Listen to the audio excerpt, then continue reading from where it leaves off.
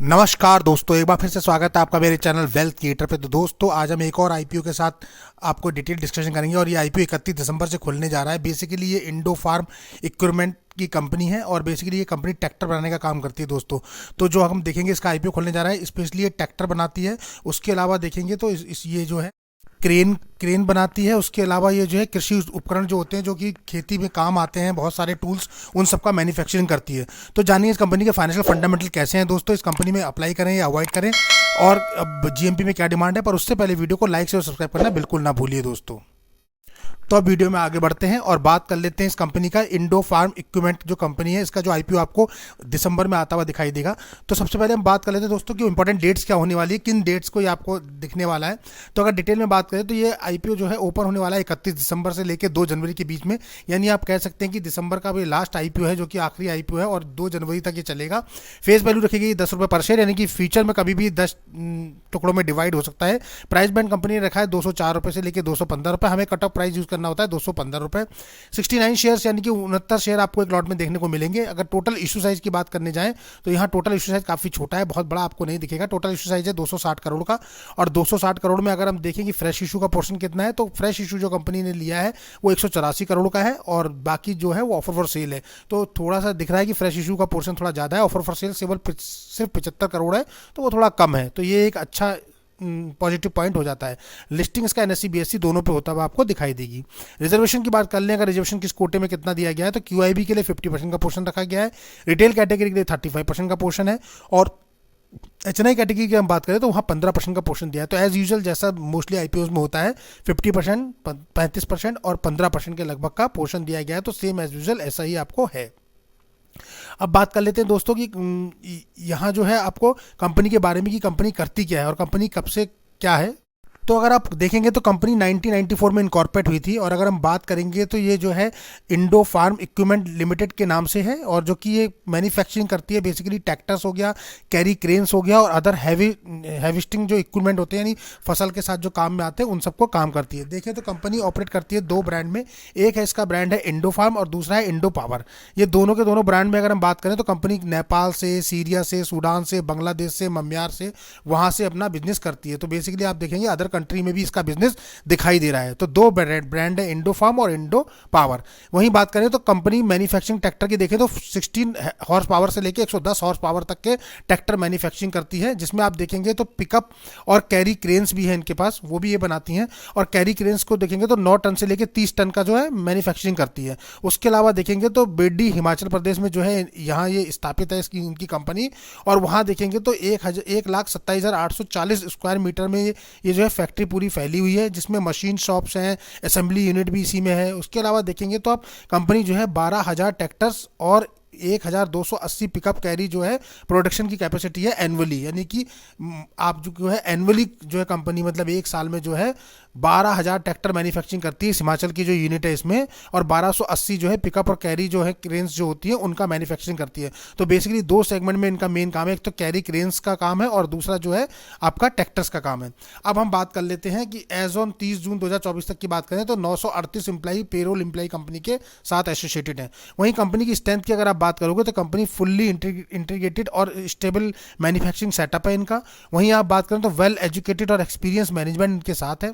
अगर बात करें तो इन हाउस एनबीएफसी सेटअप भी इनके पास है, यानी एनबीएफसी सेटअप का मतलब होता है कि कस्टमर को जो लोन चाहिए होता है, जैसे किसी को ट्रैक्टर खरीदना है या इक्विपमेंट खरीदने हैं, कोई भी जो खेती बाड़ी में काम आते हैं वो सब खरीदने हैं, तो उसके लिए जो फाइनेंस करना होता है वो भी ये खुद ही करते हैं सेल्फ, यानी कि बाहर से नहीं कराते। तो इनका अपना खुद इन हाउस एनबीएफसी फाइनेंस भी सेटअप है। उसके अलावा देखेंगे तो manufacturing wide range of product इनके पास अवेलेबल है, जैसे कि आपने देखा ही है। उसके अलावा देखेंगे तो प्रोडक्ट एक्सेप्टेबिलिटी जो है मल्टीपल कंट्रीज में, वाइल्ड इनके पास फाइनेंशियल इंस्ट्रूमेंट भी इनके पास अवेलेबल है। तो ये सारी पॉजिटिव चीजें हैं जिसकी वजह से कंपनी काफी स्ट्रांग दिखती है। अब बात कर लेते हैं फाइनेंशियल स्टेटमेंट की, फाइनेंशियल फंडामेंटल कंपनी कैसी है। तो दोस्तों फाइनेंशियली अगर देखें तो किसी कंपनी के फाइनेंशियल फंडामेंटली बताते हैं कि कंपनी कितनी स्ट्रांग है और इन फ्यूचर में कितना ग्रोथ करने वाली है। तो फाइनली यहाँ 3 साल के फंडामेंटल आपको दिखाई देंगे फाइनेंशियल, जो कि 22, 23 और 24 के हैं। और उसके अलावा 30 जून 2024 तक का अपडेट कंपनी ने यहाँ दिया हुआ है, जो कि फर्स्ट क्वार्टर होता है फाइनेंशियल ईयर का। अगर Q1 की बात करें तो कंपनी के पास जो एसेट थे वो 644 करोड़ के थे, रेवेन्यू कंपनी 75 करोड़ का, प्रॉफिट कंपनी पे 2 करोड़ का, और 342 करोड़ की नेटवर्थ और 245 करोड़ कंपनी पे कर्जा था। लास्ट 3 साल की बात करें तो 22 में कंपनी में 619 करोड़, 622 करोड़ और 22, 31 मार्च 2024 तक 647 करोड़ का एसेट हो गया था। तो एवरेज इन्होंने एसेट में ग्रोथ करी है, बहुत कोई सुपर नहीं दिख रहा ग्रोथ, तो एवरेज ग्रोथ है। रेवेन्यू की बात करें तो वहाँ भी 352, 371 और 375 करोड़ लगभग दिखाई दे रहा है 3 साल में, मतलब बहुत ज़्यादा ग्रोथ नहीं हुई है, 25 से 30 करोड़ की हुई है। वहीं प्रॉफिट आफ्टर टैक्स की बात करें तो वो भी 13 करोड़ 22 में, 23 में बढ़ के हो गया 15 और फिर 15.6, तो मतलब ये भी एवरेज ग्रोथ आपको दिखाई दे रहा है। नेटवर्थ कंपनी की देखेंगे तो वो भी 274 करोड़ थी 22 में, 23 में बढ़ के हो गई 290 और फिर 317, तो ये भी एवरेज ही ग्रोथ आपको चल रही है, यानी कि 40 से 50 करोड़ के लगभग की ग्रोथ करी 3 साल में। वहीं टोटल अगर उधारी की बात करें तो कंपनी में 275 करोड़ था 22 में, 23 में हो गया 280 करोड़ और फिर 270 करोड़ हो गया 24 में। उधारी थोड़ा सा कंसर्न है, पर उधारी इतना कंसर्न भी नहीं है मुझे लगता है, क्योंकि कंपनी को थोड़ा सा इक्विपमेंट के लिए बाकी चीज़ों के लिए चाहिए, और जब वो आईपीओ लेकर आई है तो फ्रेश आईपीओ अगर लेकर आई है तो मे भी शायद कंपनी अपनी उधारी पे भी थोड़ा फोकस करेगी, सो दैट कि यहाँ कम बनता दिखेगा। पर अगर ओवरऑल बात की जाए तो कंपनी के ऑल फाइनेंशियल जो पैरामीटर बता रहे हैं वो इंडिकेट कर रहे हैं कि कंपनी का जो फाइनेंशियल है वो एवरेज है या गुड कह सकते हैं, पर एक्सेलेंट कैटेगरी में नहीं कह सकते, चाहे वो कोई भी कैटेगरी हो, आप देख लें प्रॉफिट आफ्टर टैक्स, नेटवर्थ हो या कुछ भी हो। उसके अलावा अगर हम बात करेंगे तो मार्केट कैपिटलाइजेशन की अगर बात करें तो कंपनी का मार्केट कैपिटलाइजेशन 1033 करोड़ के लगभग का है, यानी कि 1033 करोड़ के लगभग का है। वहीं आरओई की बात करें तो काफ़ी डाउन है, 5% की सिर्फ आरओई है, यानी रिटर्न ऑफ इक्विटी काफ़ी कम है, 5% है, जबकि बेसिकली 15% से ऊपर अच्छी मानी जाती है। आरओसी की बात करें, रिटर्न ऑफ कैपिटल एम्प्लॉय, वो भी 8% है, 8.96 यानी 9%, ये थोड़ा सा ठीक है, आप कह सकते हैं एटलीस्ट एवरेज पे तो चल रहा है, पर लेकिन जो आरओई है वो काफ़ी कम है। डेप्ट टू इक्विटी काफ़ी अच्छा है, 0.01 है, ये बहुत अच्छा है, मतलब 1 से काफ़ी नीचे है, तो गुड कहेंगे। और RONW रिटर्न ऑफ नेटवर्थ की बात करें तो वो भी 4% है, 4.92 यानी कि 5%, तो ये भी एक कंसर्न एरिया बन रहा है।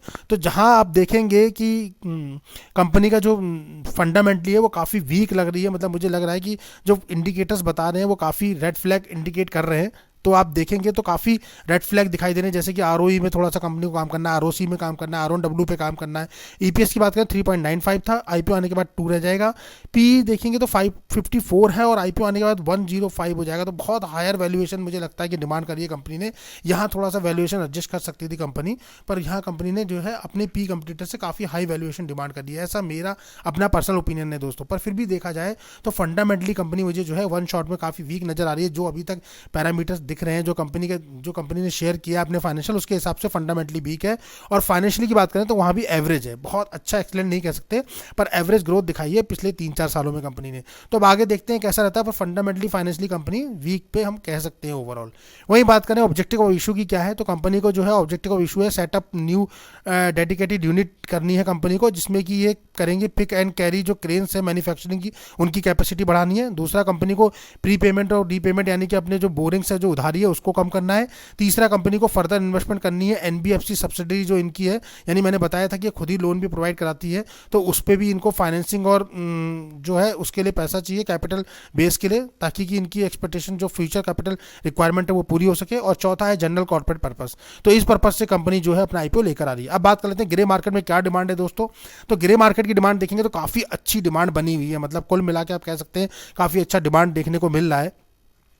देखेंगे आप इंडो फार्म इक्विपमेंट की अगर हम बात करें तो 215 रुपये प्राइस बैंड है और 85 रुपीज़ पे जीएमपी ट्रेड कर रहा है, तो काफ़ी अच्छा, मतलब 40% के लगभग लिस्टिंग गेन दिखा रहा है अभी। और अभी तो आईपीओ आया नहीं है, मतलब 29 से आपको आता हुआ दिखाई देगा, वो 30 से सॉरी। तो वहाँ देखेंगे तो फायर रेटिंग 4 की बनी हुई है, 260 करोड़ का टोटल इशू साइज है, काफ़ी छोटा है। 69 शेयर एक लॉट में मिलेंगे, 31 तारीख को ओपन होगा और 2 जनवरी को खत्म हो जाएगा ये, यानी कि साल के जाते जाते एक आईपीओ आपको और दिसंबर में मिलने वाला है। अलॉटमेंट 3 जनवरी को और 7 जनवरी को लिस्टेड होता हुआ दिखाई देगा।